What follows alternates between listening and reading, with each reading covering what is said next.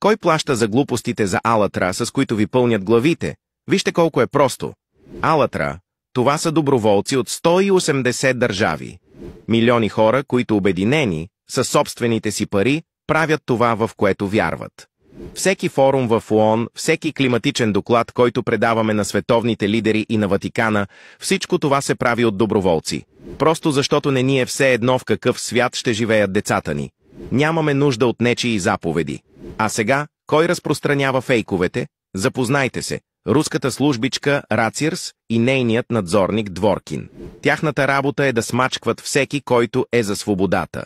В Русия вече ни обявиха за екстремисти и ни хвърлят в затвора. Там просто ни унищожават. Същата схема – да оклеветят и да унищожат, сега се опитват да я прокарат и в Украйна. Днес те идват за Алатра, утре ще дойдат за теб. Това е износ на руския концлагер под претекста за борба с инакомислието.